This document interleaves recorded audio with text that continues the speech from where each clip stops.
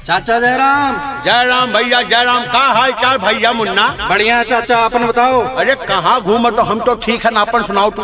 हम ऐसे घूमे चला आए चाचा। अच्छा हाँ, और बताओ चुनाव का माहौल है सही? अरे चुनाव का कौन माहौल है? चुनाव का जौन माहौल पिछले बार रहा वह माहौल अब की है। देवनारायण सिंह भैया का जितावे का और का। हाँ। जान तो भैया कार चुनाव निशान है और जौन बढ़िया चुनाव निशान मिला है वही पर दवाई के मुहर लगा दियो और देवनारायण सिंह भैया का फिर से जिताई दियो। जिताई देखा और कार्य से चला पोलिंग पर कार्य पर मुहर लगा। अरे तू बहुत समझदार हो, तू जाओ, अम्मा को ले जाओ, मेहरों को ले जाओ, बहनी को ले जाओ, बप्पा को ले जाओ, सबका ले जाओ, लेकिन वोट कार पे गिरे चाहिए। हाँ हाँ ठीक है, लेके चलो। तो चलो चलिए मिलिया हो जाए। चलो चाय पिए और चाय पिए और गरीबों की शान, आप सबकी स्वाभिमान, ग्राम पंचायत बल्लीपुर से प्रधान पद की उम्मीदवार श्रीमती शीला सिंह जी, पत्नी देवनारायण सिंह जी। मेरे भाइयों बहनों, इस बार बल्लीपुर से फिर से देवनारायण सिंह जी को जिताना है। कार वाले खाने पर मुहर लगाना है। हम सबका प्यारा चुनाव निशान कार कार कार। किसी के बहकावे में नहीं आना है। बल्लीपुर का नाम रोशन करना है तो केवल देवनारायण सिंह जी को जिताना है, जिनका चुनाव निशान कार कार कार। गायक गगनदीप सिंह। अब की विरोधियन के लागे नहीं दौआ, जिताई दिया काका। अरे काका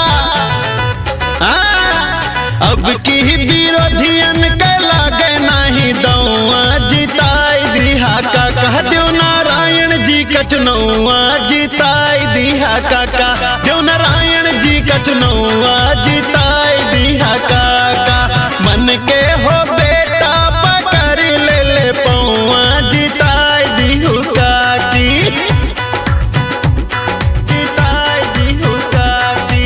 बन के हो बेटा पकड़ ले पौआ, जिताई दिहु काकी। देवनारायण जी का चुनौआ जिताई दिहु काकी। शीला सिंह जी का चुनौआ जिताई दिहु काकी। भैया बहनी भूल ना जायु, 6 अगस्त का पोलिंग बूथ पर जाए खे, कार वाले खाने पर मोहर लगावे खे। श्रीमती शीला सिंह जी का अब की विजयी बनाए दिए खे। देवनारायण सिंह जी का चुनाव जितावे खे तो कार वाले खाने पर मोहर लगावे खे। प्रधान रहते हुए सबके काम किहिन, सबके सम्मान किहिन, अमीर गरीब में अंतर नहीं किहिन, जाति पाति में भेदभाव नहीं किहिन। यही से जनता जनार्दन ठान ली सी आपन प्रधान शीला सिंह जी का मान ली से चुनाव निशान कार कार कार। बल्लीपुर गौवा के हो चाचा चमकौले बाड़े, वृद्धा या विधवा पेंशन सब ही दियौले बाड़े। सब योजना के लाभ मिला है पूरे गांव का। हाँ, बल्लीपुर गौवा का हो चाचा चमकौले बाड़े, वृद्धा या विधवा पेंशन सब ही दियौले बाड़े। मिला है शौचालय, मिला है मकानवा, जिताई दिहु चाची। ए चाची मिला है शौचालय, मिला है मकानवा, जिताई दिया चाचा। देवनारायण जी का चुनौआ जिताई दिया चाचा।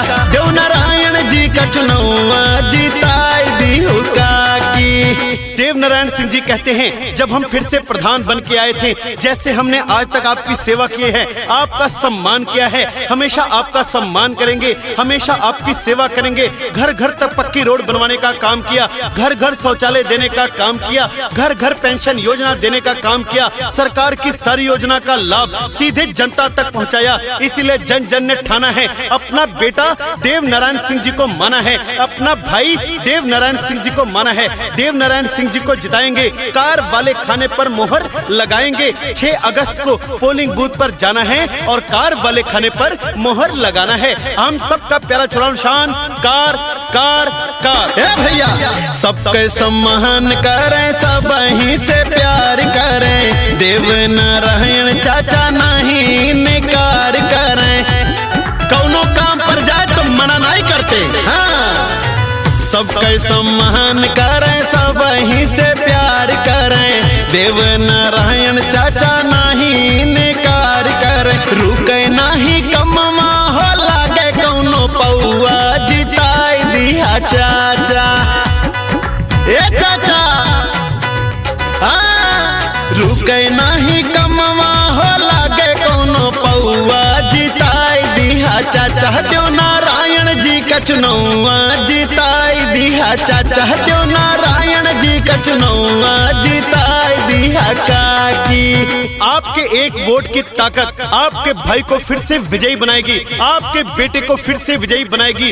बल्लीपुर की जनता है दमदार, बल्लीपुर की जनता है समझदार, बल्लीपुर के माई बाबू हैं समझदार। सब लोग जानते हैं, बल्लीपुर की जनता जनार्दन जानती है। आपका बेटा बनकर 24 घंटे काम करने वाले देव नारायण सिंह जी, 24 घंटे गांव में उपलब्ध रहने वाले, सबका फोन उठाने वाले, सबको गले से लगाने वाले, जाति पाति में भेदभाव नहीं किया, अमीर गरीब में अंतर नहीं किया, सबको अपना बनाया, सबको गले से लगाया। इसीलिए मेरे भाइयों बहनों, आप सभी से हाथ जोड़ के निवेदन है, 6 अगस्त को पोलिंग बूथ पर जाना है। श्रीमती शीला सिंह जी को पत्नी देव नारायण सिंह जी को जिताना है, कार वाले खाने पर मोहर लगाना है। आपका प्यारा चुनाव निशान कार कार कार। गली गली रोड बना, घरे घरे लाइट बाटे, देव नारायण जी के नमवा हाई लाइट बाटे। पूरे जिला में ऐसा कोई नहीं जे जानत नहीं। गली गली रोड बना, घरे घरे लाइट बाटे, देव नारायण जी के नमवा हाई लाइट बाटे। माई बहनी सबके बढ़ौले बाटे, नौआ जिताई दिहा चाचा। अरे चाचा माई बहनी सबके बढ़ौले बाटे, नौआ जिताई दिहा चाचा देव नारायण जी का चुनौआ जिताई दिहु चाची। देव नारायण जी का चुनौआ जिताई दिहु काकी, देव नारायण जी का चुनौआ जिताई दिहा चाचा।